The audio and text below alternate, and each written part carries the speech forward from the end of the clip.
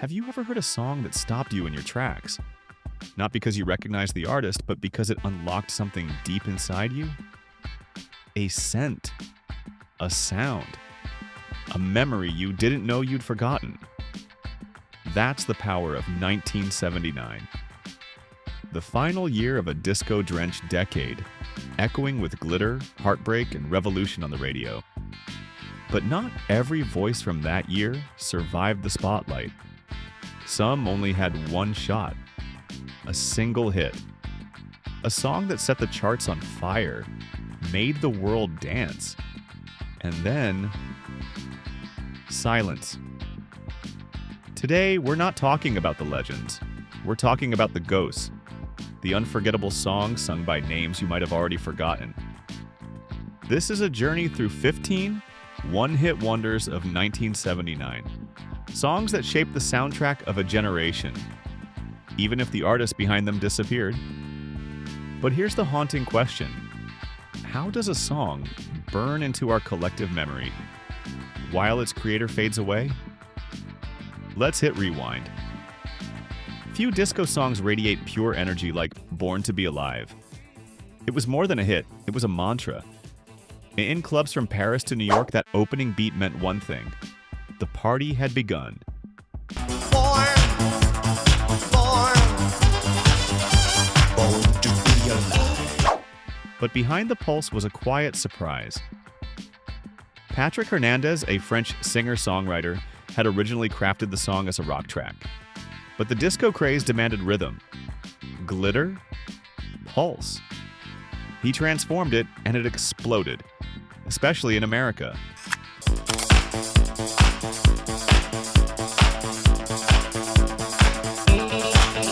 It soared to the top of the US Billboard Disco chart, went gold and platinum in multiple countries, and made Hernandez a global star. For a moment. And here's where it gets fascinating. On stage behind him, a young dancer trying to break into the music business, Madonna. Yes, that Madonna. Before she was a superstar, she was a background dancer on the Born to Be Alive tour, the star behind the star. But Patrick Hernandez never charted again. Why? Was it the shifting tide of music? A saturated disco market? Or did Madonna's destiny simply outshine his? One hit, one legend, one mystery. The opening chime of Ring My Bell is unmistakable. Play it today and you're instantly transported under spinning lights in a haze of glitter.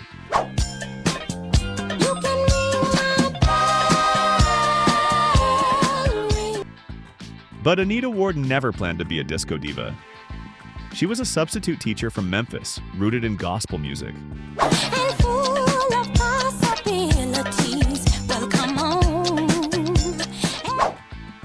Her dream was to inspire through soul, not seduction.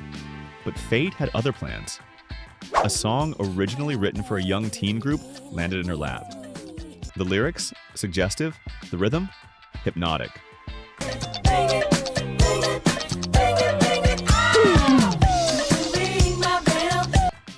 Anita hesitated, but she stepped into the studio anyway. And everything changed.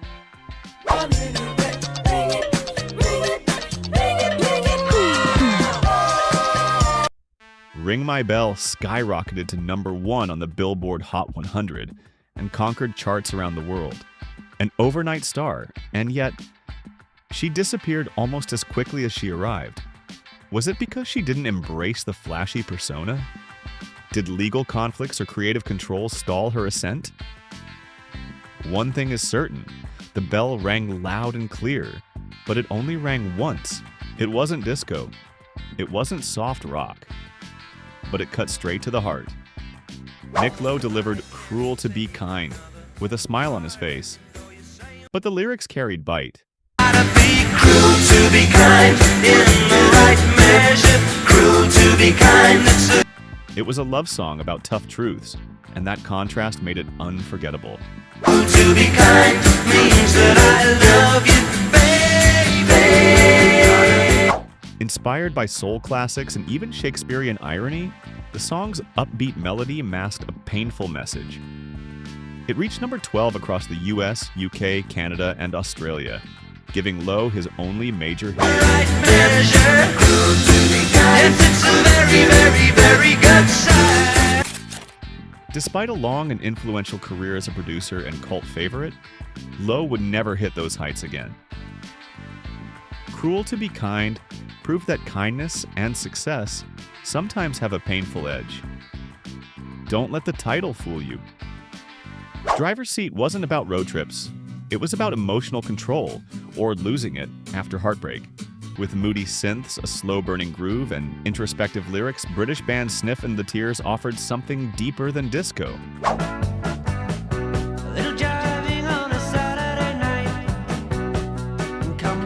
The song broke into the top 20 in several countries. But what's stranger? Years later, it found new life in car commercials, film soundtracks, and retro playlists. Pioneer car up.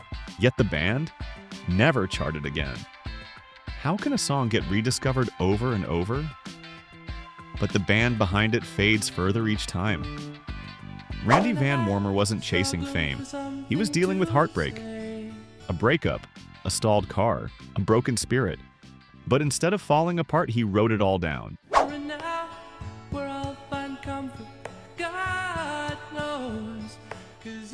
And the result was one of the most gut-wrenching soft rock ballads of the decade.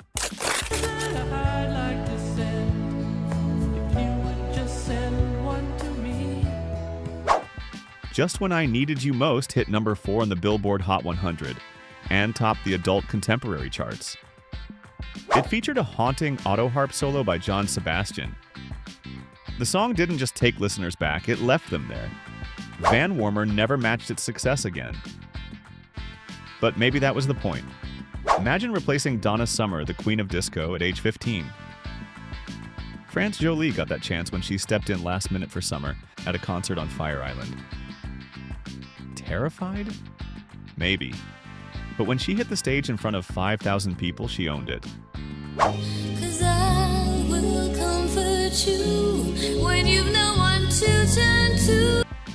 Her single Come to Me became a club anthem overnight, topping the dance club charts and breaking into the Billboard Hot 100. When you need someone you want to hold, come to me. And yet, despite a few follow-ups, she never quite reached that height again. One magical moment, one fearless performance, one hit. David Naughton was an actor first, but in 1979 he became a pop star, at least for a minute.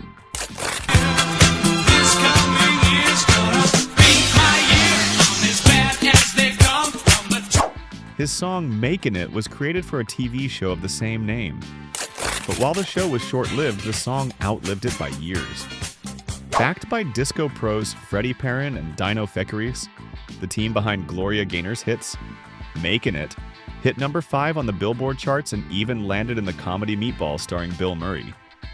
Naughton soon returned to acting. But for one golden summer, he wasn't just making it, he was topping it. Listen, everyone, this company is gonna be. Ian Gaume wasn't flashy.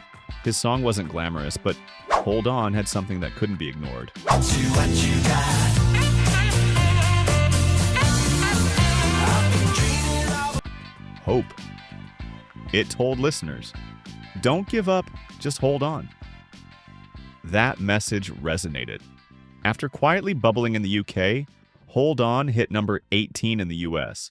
Driven by jangly guitars, a smooth voice, and one killer sax solo.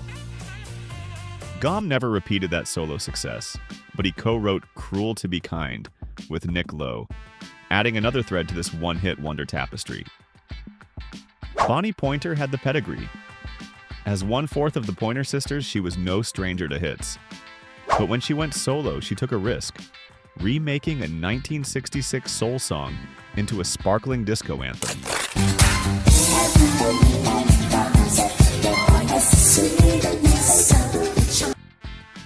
Heaven Must Have Sent You cracked the top 15, complete with strings, tubular bells, and high-energy glam.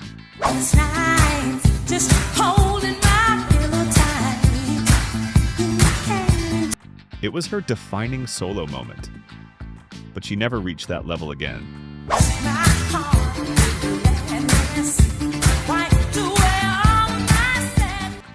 Still in clubs today, when this song plays, you know exactly who sent it.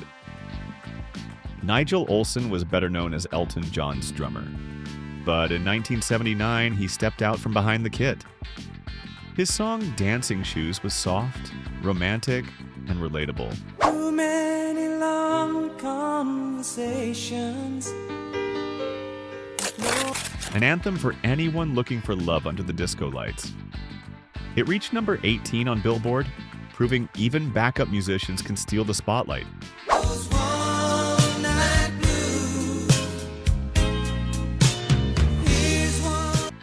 And then, just like that, the music faded. Jon Stewart was a folk veteran, but in 1979 he dropped a sun-soaked soft rock gem called Gold, featuring Stevie Nicks on background vocals. I jump into my car and I throw in my guitar. My heart beat time with the breeze. That magic helped him reach the top 5, transforming him from Kingston Trio storyteller into a California rock radio darling. Buddy Jim Bass, he's a working pumping gas and he makes $2.50 for an hour. He's got real. But despite the shimmer, lightning never struck twice. The song sparkled. But for Stewart, this was his only solo golden moment. No lyrics, no singer, no disco beat, just a delicate piano melody. Frank Mills had no idea his instrumental music box dancer would blow up. It had been shelved for years, until a Canadian DJ played it by accident on a pop station.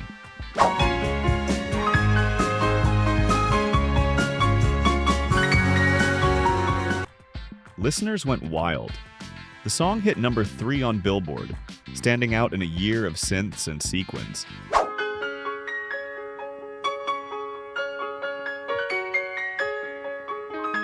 No follow-up ever matched it. But who needs lyrics when the notes still dance in your head? Rex Smith was a heartthrob actor, but when his TV movie Sooner or Later aired, its theme song became a national obsession. Or you take my breath away. You Take My Breath Away shot to number 10 in the US and became the background track for countless teenage crushes.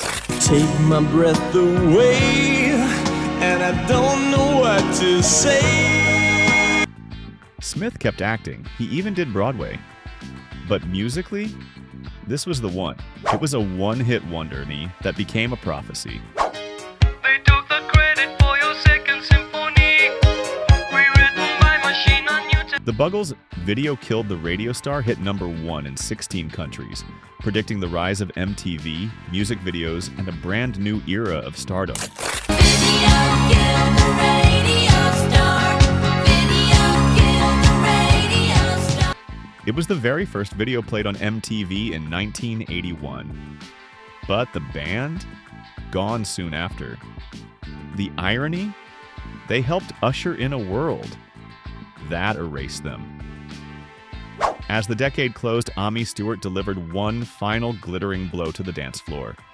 Her electric cover of Knock on Wood hit number 1 on the Billboard Hot 100.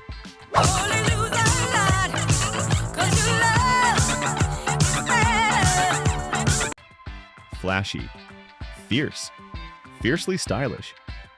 Stewart's futuristic costumes and blazing vocals made the video unforgettable. But she never scored another hit in the US. Still, her version became the definitive take. The last big disco boom. Before the lights dimmed.